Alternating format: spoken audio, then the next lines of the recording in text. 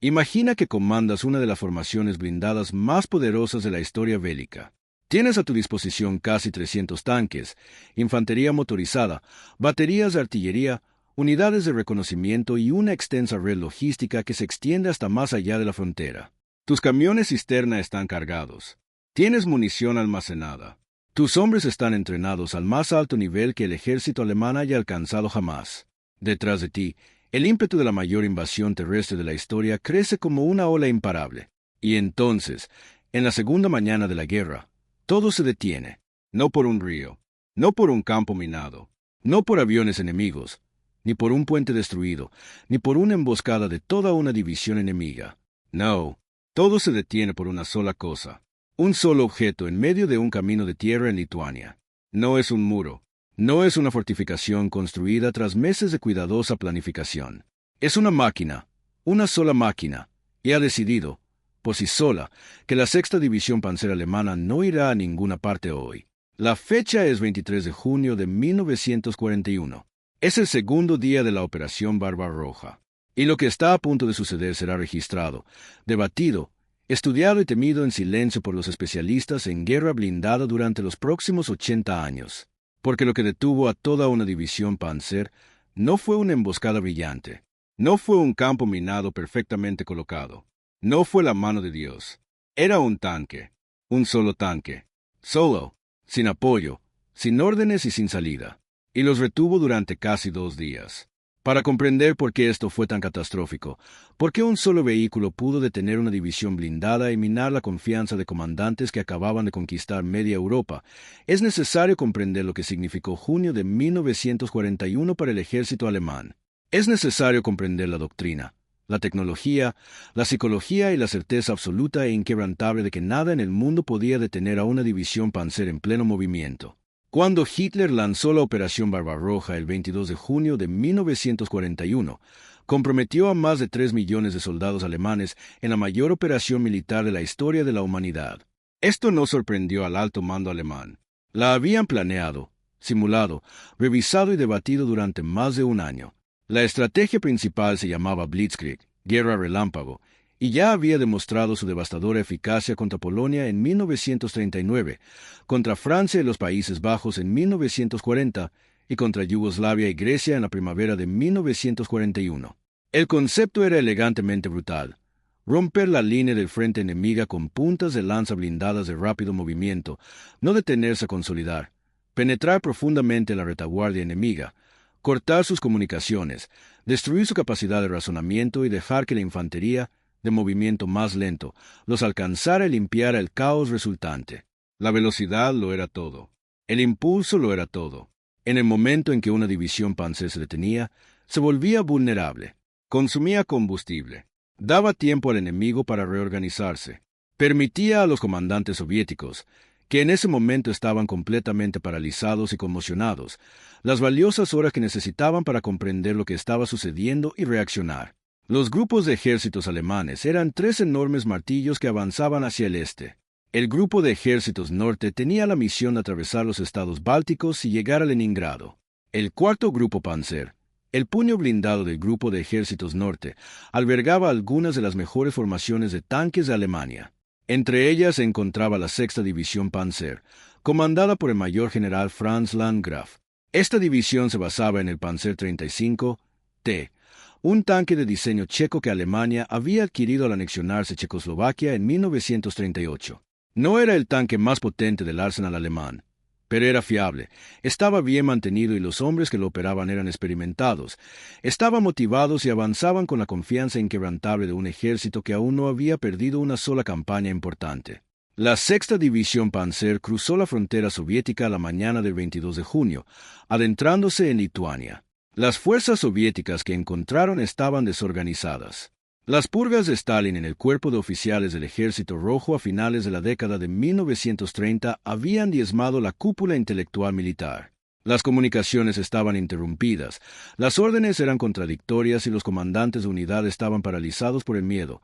Miedo al enemigo, sí, pero también miedo a sus propios comisarios políticos, que podrían fusilarlos por retirarse sin permiso.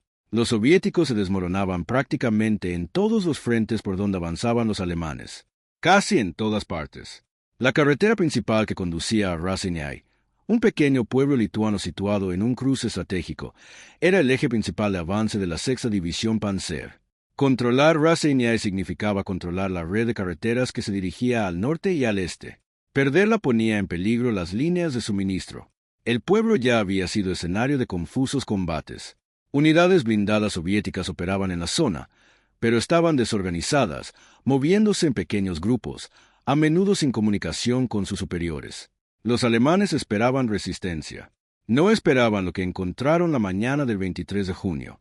Una columna de suministros, camiones cisterna, vehículos de transporte de municiones y una batería de artillería de campaña avanzaba por la carretera para apoyar a la división que se aproximaba cuando, de repente, fue atacada.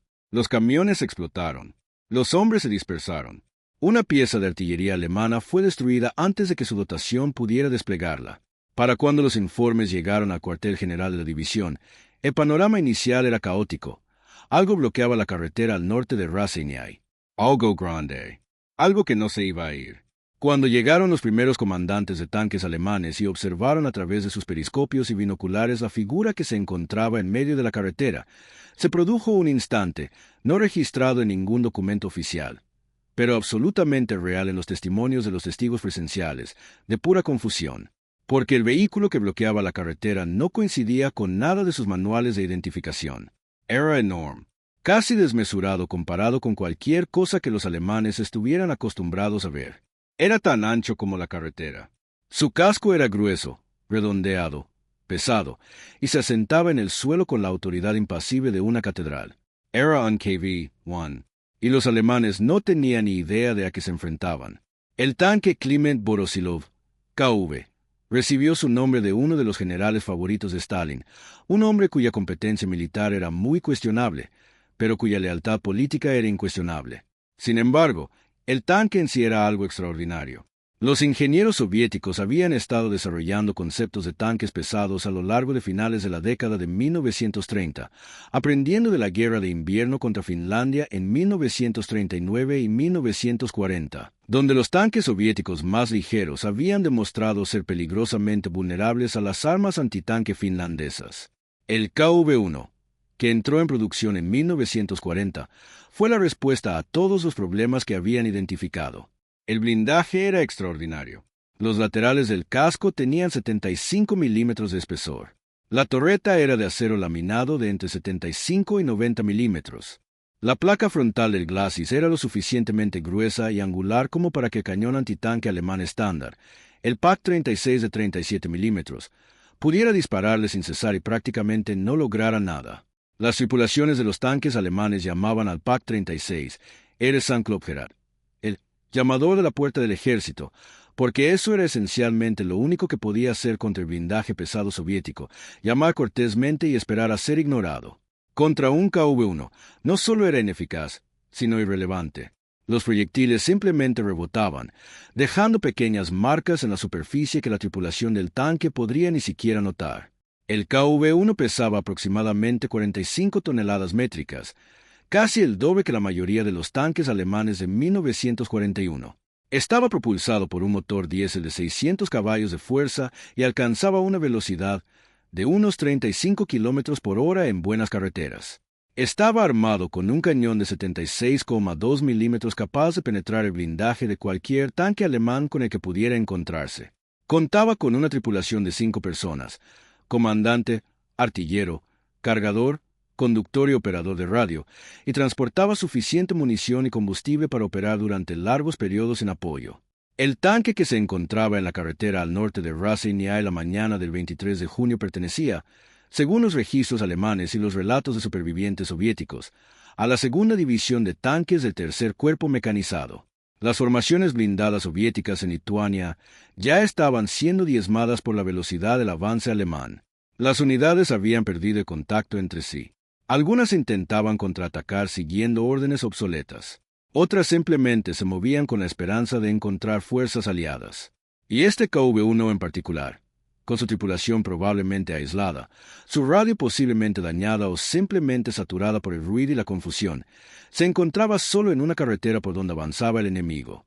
Lo que sucedió a continuación fue una decisión. Una decisión humana, tomada por soldados soviéticos en una caja de metal, sin órdenes ni apoyo. Decidieron detenerse. Desplazaron su tanque al otro lado de la carretera, Esperon, y comenzaron a luchar. Nunca se ha identificado con certeza al comandante de ese tanque. Los registros soviéticos de los primeros días de la Operación Barbarroja son fragmentarios, caóticos, en muchos casos, simplemente no existen. Las unidades fueron aniquiladas tan rápidamente que la documentación fue abandonada, quemada o capturada. Los hombres de SKV-1, sus nombres, sus lugares de origen, sus familias, si eran jóvenes reclutas o veteranos experimentados, se han perdido en gran medida en la historia. Lo que sí sabemos es lo que hicieron, y lo que hicieron fue resistir. No sabemos con exactitud qué conversación tuvo lugar dentro de ese tanque durante las horas siguientes, pero podemos reconstruir la psicología de la situación a partir de lo que sabemos sobre las tripulaciones de tanques soviéticas en 1941. Muchas de ellas estaban aterrorizadas, no solo por los alemanes, sino también por las consecuencias del fracaso. Se sabía que los oficiales políticos asignados a las unidades de tanques amenazaban a las tripulaciones que se retiraban sin autorización. Al mismo tiempo, existe otra explicación igualmente plausible. Estos hombres, aislados y solos, tal vez simplemente decidieron que luchar era mejor que huir, que si iban a morir, y en 1941, las probabilidades de que los tripulantes de tanques soviéticos murieran eran extraordinarias, morirían haciendo algo que importara. Ellos controlaban esa carretera, y mientras la controlaran, nada podía pasar por allí. La respuesta inicial alemana fue la esperada. La Sexta División Panzer desplegó cañones antitanque para neutralizar el obstáculo. Una batería de cañones PaK-36 de 37 milímetros avanzó, tomó posición y abrió fuego.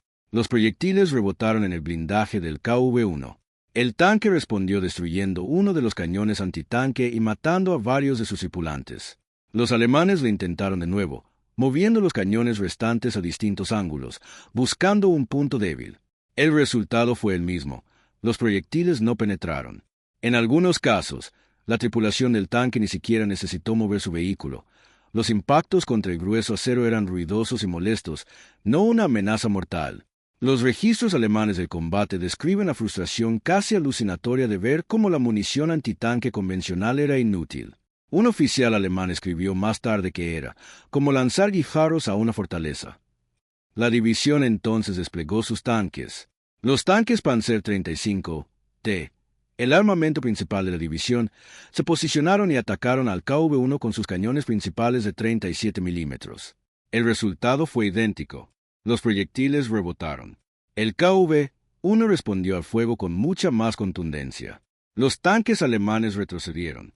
A media mañana del 23 de junio, la Sexta División Panzer se enfrentaba a un problema surrealista y profundamente embarazoso. Era una fuerza compuesta por cientos de vehículos, miles de hombres y un arsenal que había contribuido a aniquilar al ejército francés en 6 semanas. Y se encontraba bloqueada por un único tanque enemigo que sus armas, sencillamente, no podían destruir. Los convoys de suministro se estancaron. Los camiones cisterna permanecieron inactivos. Las unidades de infantería que esperaban el avance de su división se encontraron en campo sin salida. Las consecuencias logísticas fueron inmediatas. Una división Panzer que avanza a toda velocidad consume cantidades ingentes de combustible.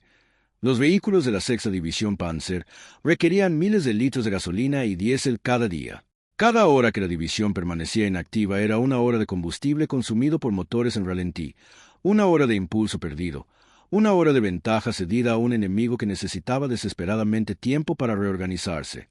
Y la tripulación soviética del KV-1 simplemente se quedó sentada, observando, esperando el siguiente intento. El general Franz Landgraf no era un hombre propenso al pánico.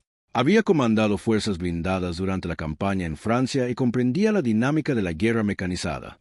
Pero la situación que se desarrollaba en su ruta de acceso norte se estaba volviendo realmente alarmante. Necesitaba opciones que su arsenal habitual no parecía ofrecerle. El problema radicaba en la física. El blindaje del KV-1 era sencillamente demasiado grueso para las armas que portaba su división. El cañón de 37 milímetros de Panzer 35T ya se consideraba insuficiente contra el blindaje medio soviético. Contra un KV-1 era una auténtica vergüenza. Incluso los cañones de 50 milímetros instalados en los nuevos tanques Panzer III que empezaban a complementar los vehículos de fabricación checa de la división, tenían dificultades contra el blindaje frontal del KV a cualquier distancia cercana al combate. Era necesario acercarse mucho, de forma incómoda y peligrosa, e incluso así, el éxito no estaba garantizado. Lo que Landgraf necesitaba era el único arma alemana capaz de destruir un KV-1 de forma fiable a una distancia razonable, el cañón antiaéreo Flak de 88 milímetros. El cañón de 88 milímetros, el Achtasch, como lo llamaban los alemanes, fue diseñado originalmente como arma antiaérea de gran altitud. Disparaba un proyectil enorme y de alta velocidad a casi 1 kilómetro por segundo. A corta distancia, ese proyectil podía perforar prácticamente cualquier blindaje existente en 1941. Los comandantes alemanes habían descubierto en el norte de África que el cañón de 88 milímetros podía utilizarse en fuego directo contra tanques y fortificaciones terrestres con un efecto devastador. Se estaba convirtiendo en una de las armas más temidas en cualquier frente donde combatieran los alemanes. Pero ahí radicaba la complicación. Trasladar un cañón de 88 milímetros a la posición adecuada para atacar al KV-1 no era sencillo. El cañón era pesado, unas 5 toneladas métricas, y su traslado requería un vehículo tractor y un espacio abierto considerable para su instalación. El terreno alrededor de la carretera no era el ideal. Además, el KV-1 tenía una visibilidad considerable a lo largo de las vías de acceso. Cualquier vehículo que intentara transportar armamento pesado sería claramente visible y estaría al alcance del cañón de 76 milímetros del K1 mucho antes de que pudiera desplegarse y disparar. Mientras se impulsaba el proyecto del número 88, la división probó otros enfoques. Ingenieros alemanes, los pioneros, entrenados precisamente para este tipo de problemas, recibieron el encargo de encontrar una solución. Un equipo intentó avanzar a pie, bajo fuego de cobertura, portando cargas explosivas. El objetivo era acercarse lo suficiente para colocar una carga de demolición debajo o contra el tanque, una misión suicida contra un vehículo cuya tripulación casi con toda seguridad vigilaba cada aproximación con las ametralladoras cargadas y listas. El intento fracasó. Hubo bajas. Otro enfoque fue aún más desesperado en su ingenio. Camiones de suministros alemanes intentaron rodear el tanque atravesando los campos y el terreno blando junto a la carretera. Al parecer, la tripulación del KV-1 lo había previsto. Cuando los camiones apartaron de la carretera, el tanque giró su cañón y los destruyó. De todos modos, los campos junto a la carretera eran intransitables para vehículos pesados. El terreno lituano de verano era tan blando que los camiones e incluso los tanques corrían el riesgo de quedar atascados en el lodo que se escondía bajo la hierba. La carretera era la única ruta segura para avanzar, y el KV-1 la controlaba. Hubo informes, difíciles de verificar con precisión, pero consistentes en varios relatos alemanes, de un episodio singular durante el asedio. Según algunas versiones, un grupo de infantes alemanes logró acercarse al tanque y colocar una mina antitanque en su casco, usándola como carga explosiva improvisada.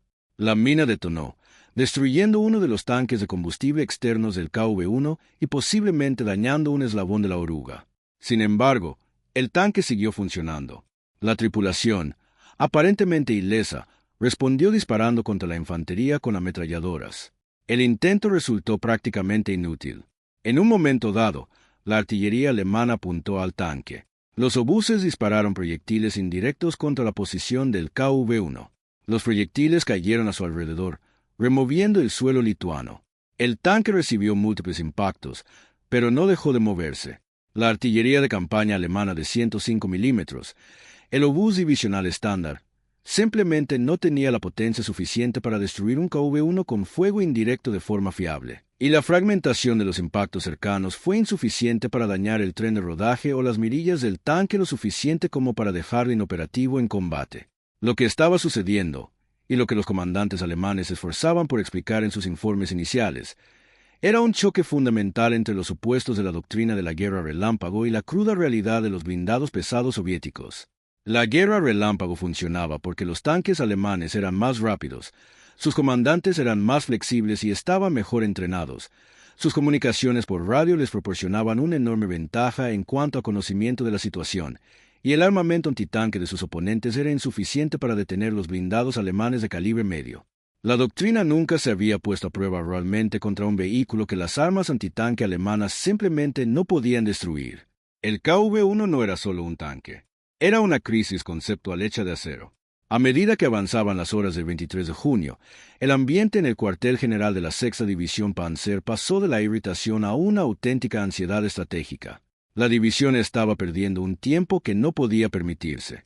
El cronograma operativo del Grupo de Ejércitos Norte dependía de que las divisiones Panzer mantuvieran su avance a gran velocidad. Cada día de retraso agravaba el problema. Otras unidades avanzaban. La Sexta División Panzer permanecía inmóvil, detenida por un solo vehículo enemigo, y los informes que llegaban a la cadena de mando generaban una respuesta casi incrédula por parte del alto mando. Los comandantes de campo alemanes estaban acostumbrados a la improvisación. Era un sello distintivo de la cultura operativa de la Wehrmacht, la famosa Auftragstaktik o táctica de misión, que otorgaba a los comandantes subalternos una enorme libertad para resolver problemas como mejor les pareciera. Pero la solución a un tanque casi invulnerable que bloqueaba la única carretera no era algo que se encontrara claramente en ningún manual táctico. Lo que deberíamos detenernos a reflexionar, a la luz del análisis histórico, es lo que la tripulación de ese KV-1 ya había logrado. Estaban, casi con toda seguridad, completamente rodeados. El avance alemán los había flanqueado por otras carreteras y campos donde le era posible. Las formaciones blindadas soviéticas en Lituania estaban siendo destruidas por completo. No había rescate a la vista, ni refuerzos que esperar, ni órdenes del alto mando que guiaran sus acciones porque, con toda probabilidad, ya no quedaba ningún alto mando que darles. Estaban solos en un tanque, en medio de una carretera, en un país que rápidamente dejaba de ser una línea de frente para convertirse en territorio ocupado. Ya habían destruido varios vehículos alemanes. Habían matado soldados alemanes. Habían detenido el avance de toda una división Panzer durante casi un día entero. Desde cualquier punto de vista militar racional, su situación era desesperada. Su combustible se agotaría. Su munición se consumiría. Su motor podría fallar. Y tarde o temprano, los alemanes encontrarían un arma eficaz. Pero se quedaron y siguieron luchando. Si se trataba de ideología, amor a la patria, odio al fascismo, las palabras de los comisarios políticos resonando en sus cabezas, de simple valentía o de ese fatalismo sombrío que se instala cuando ya no quedan alternativas, no podemos saberlo. Lo que sí sabemos es que la mañana del 24 de junio, el tanque seguía allí, seguía funcionando, seguía bloqueando la carretera. La tripulación había sobrevivido toda la noche y el día anterior dentro de su caja de acero, bajo repetidos ataques, sin reabastecimiento, sin descanso, casi con toda seguridad sin dormir y sin rendirse. En la mañana del 24 de junio, los alemanes finalmente lograron lo que habían intentado desde el día anterior. Al amparo de la oscuridad y utilizando una ruta que mantenía al vehículo que se aproximaba lo más fuera del alcance visual del KV-1, consiguieron desplegar un cañón antiaéreo Flak de 88 milímetros. La dotación lo posicionó, con extraordinario cuidado, pues comprendían perfectamente el daño que el KV-1 podía causar a un equipo de artillería expuesto, y se preparó para el combate. Las probabilidades en este enfrentamiento no favorecían al tanque. El cañón antiaéreo Flak 36 de 88 milímetros disparaba un proyectil perforante de 9,4 kilogramos a aproximadamente 820 metros por segundo. A distancias de combate, podía penetrar más de 100 milímetros de blindaje de acero homogéneo. El blindaje más grueso del KV-1 era de 90 milímetros. Este era el arma que el tanque no podía resistir. Los detalles del enfrentamiento final varían ligeramente según la fuente. Algunos relatos sugieren que el tanque recibió múltiples impactos antes de quedar finalmente inutilizado. Otros afirman que los ingenieros alemanes intentaron simultáneamente otro ataque con cargas explosivas, con la esperanza de impactar el tanque desde una dirección diferente mientras estaba ocupado con el proyectil de 88 milímetros. En lo que coinciden todos los relatos es en el resultado. El KV-1 fue finalmente detenido. No está claro si la tripulación murió a causa de los proyectiles penetrantes o si algunos sobrevivieron al enfrentamiento final. Dada la energía de penetración de un proyectil de 88 milímetros a distancia de combate, la supervivencia dentro del tanque habría sido improbable. Cuando los ingenieros y la infantería alemanes finalmente se acercaron al tanque, lo que encontraron los dejó atónitos. El exterior del vehículo estaba cubierto de marcas, cráteres de impacto, marcas de quemaduras y muescas de una cantidad extraordinaria de armas que no habían logrado detenerlo. Los registros alemanes indican que al menos 12 impactos de cañones antitanque de 37 milímetros eran claramente visibles en el blindaje, ninguno de los cuales lo había penetrado. Había marcas de fragmentos de artillería. Había marcas de la mina colocada contra el casco. Estaban los daños de los proyectiles de 88 milímetros que finalmente pusieron fin al enfrentamiento. El tanque parecía un vehículo que había combatido en toda una batalla, porque, en efecto, lo había hecho. En el interior, la tripulación estaba muerta. Sus nombres, como ya mencionamos, son en su mayoría desconocidos. Lo que dejaron atrás fue un tanque que había contenido a toda una división Panzer durante aproximadamente 48 horas, destruido o dañado más de una docena de vehículos alemanes, incluyendo piezas de artillería y camiones de suministros, y obligado a desviar y retrasar a una de las formaciones blindadas clave del Grupo de Ejércitos Norte durante la fase más crítica de la ofensiva más importante jamás lanzada por el ejército alemán.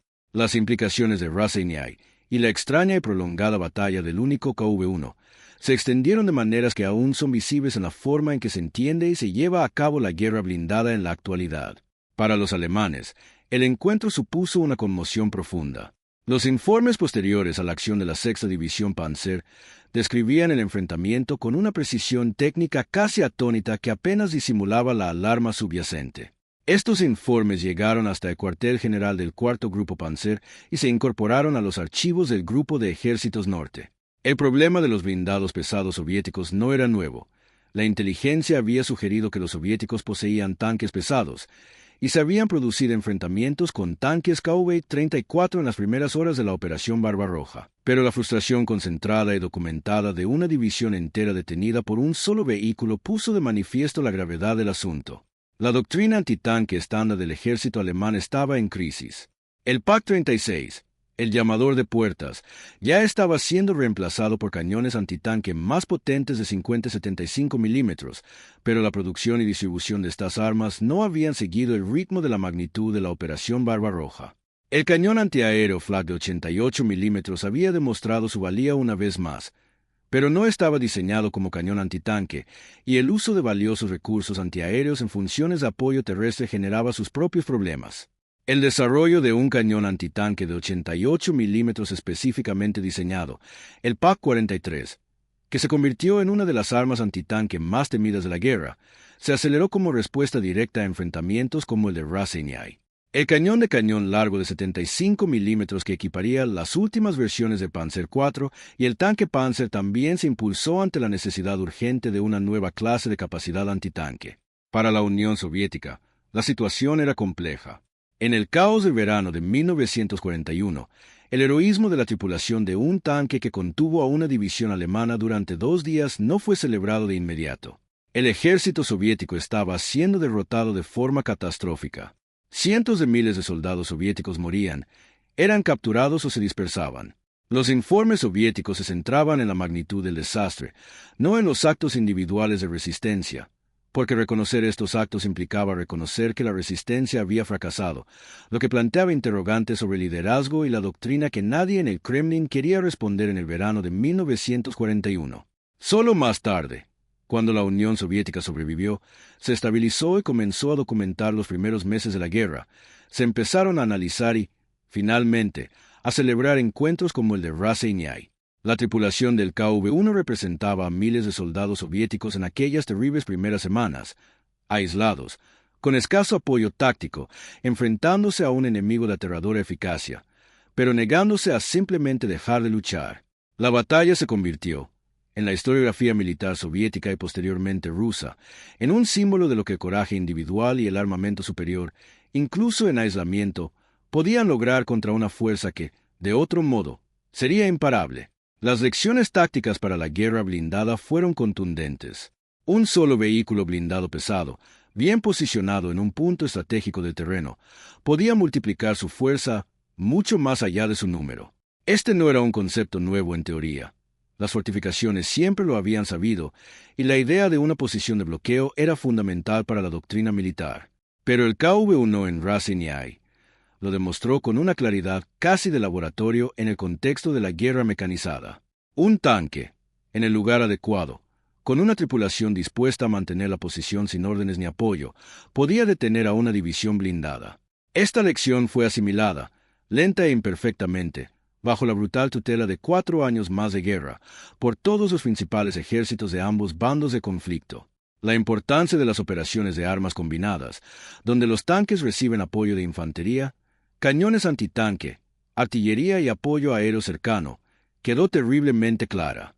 Una división Panzer que avanzaba sin un reconocimiento adecuado para identificar vehículos blindados pesados antes de que pudieran establecer posiciones de bloqueo era una división Panzer vulnerable a lo que ocurrió en Ras el Khyai.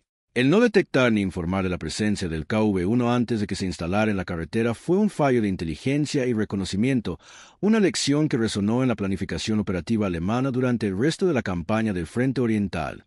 El bando soviético extrajo lecciones diferentes. El desempeño del KV-1 validó el concepto de blindaje pesado, pero también reveló sus limitaciones.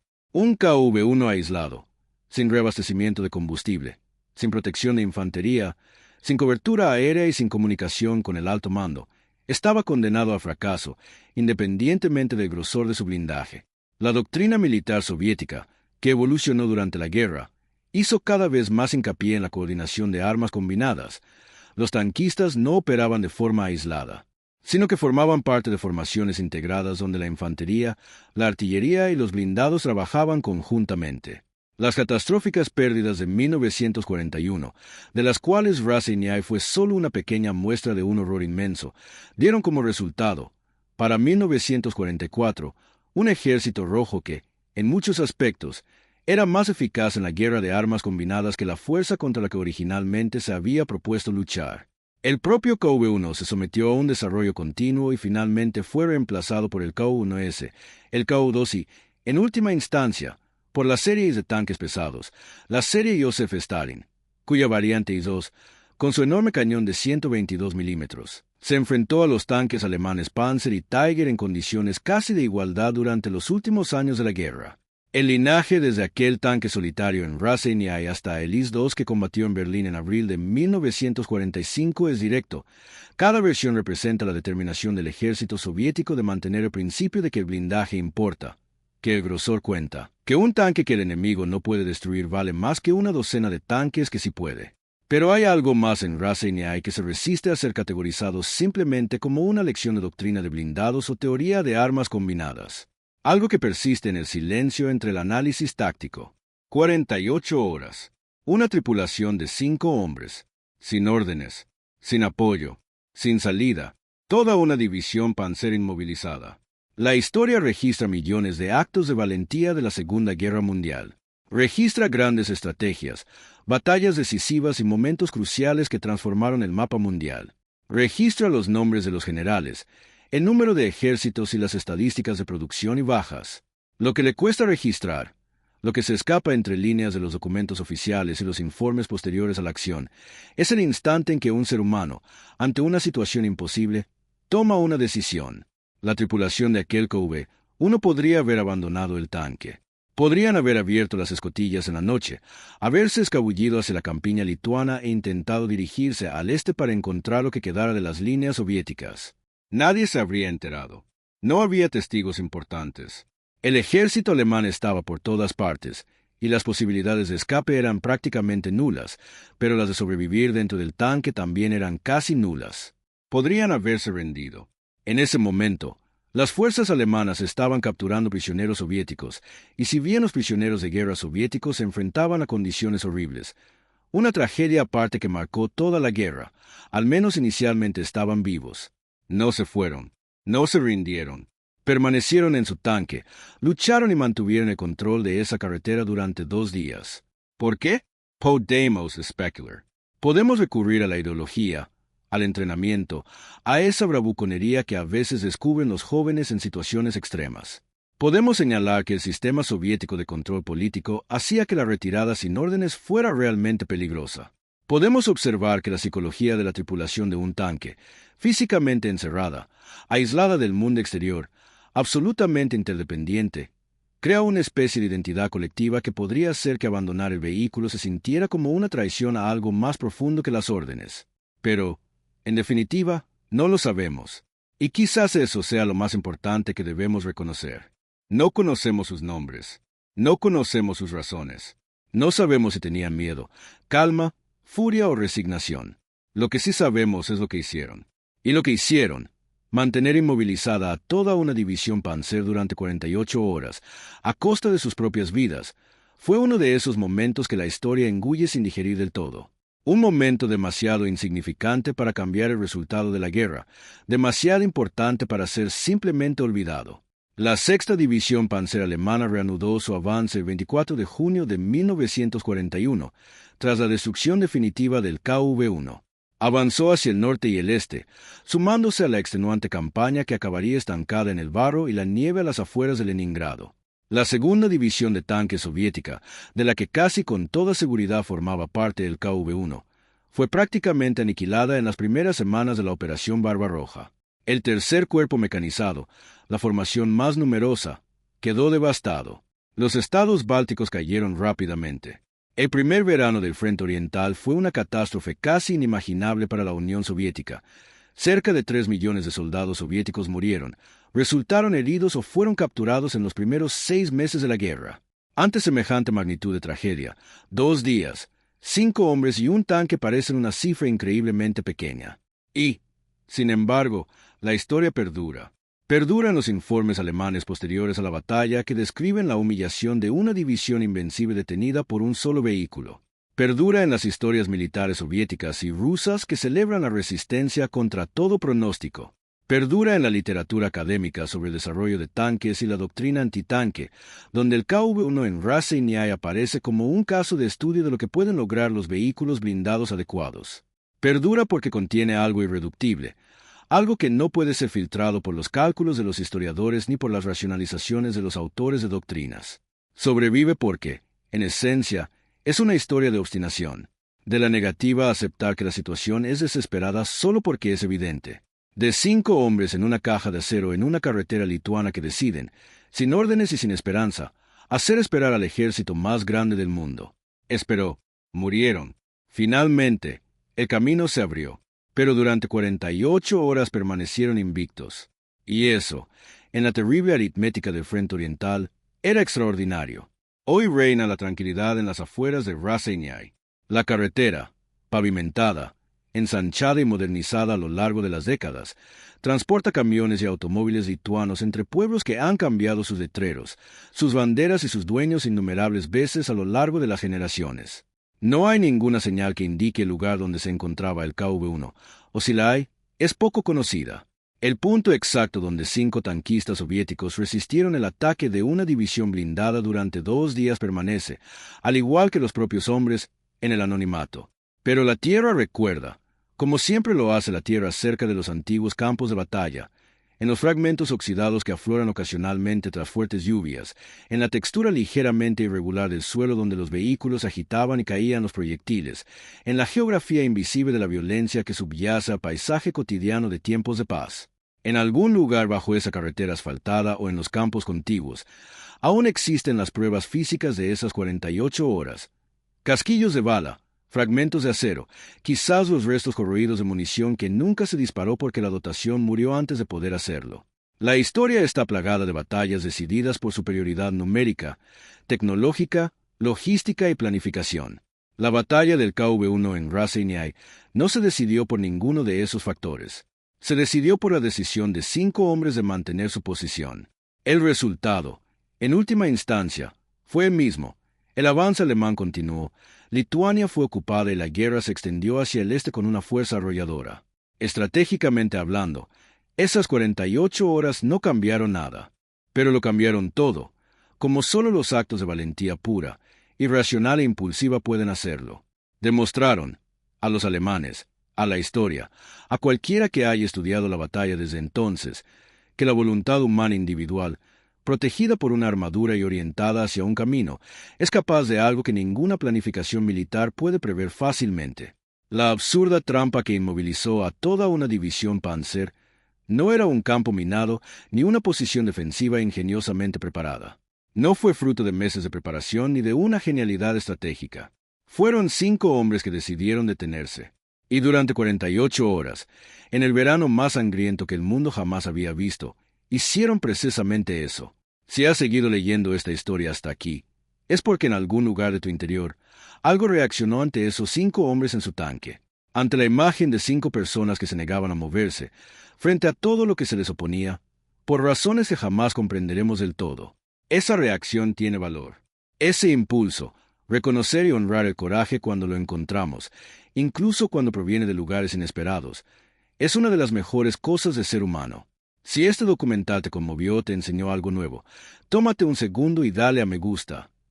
En YouTube, ese pequeño gesto es fundamental para que historias como esta, historias que no pertenecen a las batallas más famosas ni a figuras célebres, lleguen a quienes necesitan escucharlas.